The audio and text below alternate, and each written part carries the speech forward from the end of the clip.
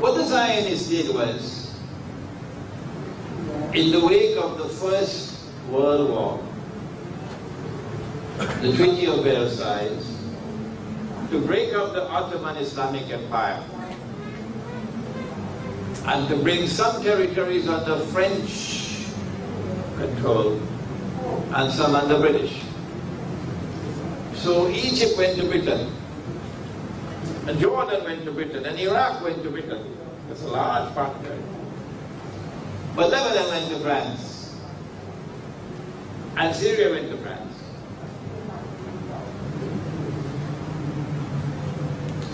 And it was the French government, the French Zionists, who in the 1960s, I believe, brought the Assad family to power, and the Alawi, who are a small sect, breakaway sect from the Shia,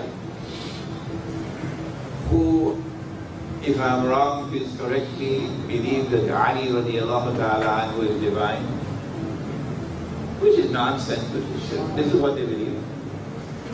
Yet this breakaway sect, which constitute about 12% of the population, seized his power in a military coup d'etat supported by France, and Hafiz al-Assad becomes the ruler. And Hafiz al-Assad imposes upon Syria's Muslims, Sunni Muslims, the same kind of oppression, biting oppression, that was visited upon the people of Tunisia, the people of Egypt, by Hosni Mubarak, by Zainul Abidin. And when the Sunni Muslims of Syria rose up in revolt against Hafiz al-Assad, he slaughtered, I think, 10,000, 20,000 people in order to maintain his rule. So the Alawi government in Syria lacks moral authority, lacks religious authority, lacks even democratic credentials to rule over Syria. But nobody could remove them. No. Because the Zionists supported them. The Zionists kept them there until it was time when the Zionists no longer needed them to remove them. And so the same kind of insurrection is now taking place in Syria. And we hear the same stories about how Bashar al-Assad is such a dictator. Of course, we know he's a dictator. What's new? Like Gaddafi was a dictator. Of course we know he's a dictator. What's new? What's new? We know all these years. All these years we did. But who kept them there all the time? The Zionists. And so now the insurrection is taking place in Syria. But Russia has learned a lesson. And China has learned a lesson. Syria doesn't have oil. Libya has oil. But Syria has a naval port, which is a Russian naval port. And it is the only naval port that Russia has in the whole Mediterranean, in Syria. So if the Zionists take over Syria, as they have taken over Libya, that's goodbye to Russia as a Mediterranean naval power. You lose your naval power. Not only that, the Zionists believe that the road to Tehran lies through Damascus. Because Syria and Iran are firm allies of each other. And if your target is Iran, then it makes sense to get rid of Iran's firm ally in Syria. And that's why the struggle is now being waged. The Turkish armed forces are playing the same role in Syria that the Egyptian armed forces played in Libya. The Turkish armed forces are bringing the weapons into Syria and sending the men, arming them with Zionist weapons and Zionist US dollars. And these foolish, that's the kindest word I could think of, these foolish Ikhwan warriors, not understanding that they are playing into the hands of the Zionists, are waging this do-or-die effort to bring down the regime.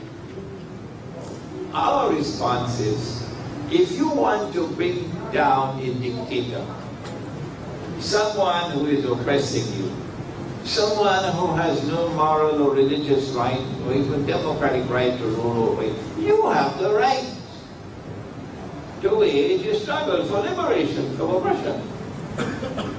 We are not denying you that right. No.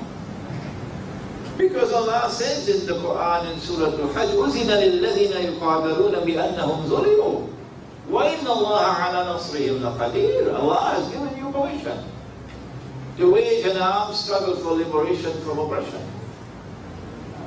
You don't need a Security Council resolution. Allah has given you permission in the Quran, but Allah has prohibited you from friendship and alliance with the Zionists, Judeo-Christian alliance, and they are the ones who are the mastermind behind the insurrection in Syria.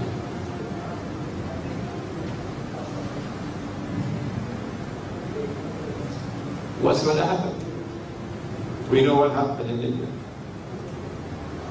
The answer is, there's a word in English called attrition. You chip and you chip and you chip and you chip until eventually the tree will fall. So the Syrian regime cannot last forever. No. If you continue this infiltration of armed warriors into Syria constantly, to this side, to this side, to that side, supporting them with state-of-the-art weaponry, and with all the money that they need, eventually the Syrian government will fall. And when that happens, Syria is going to become another Zionist-controlled state. And Russia will face a tremendous loss.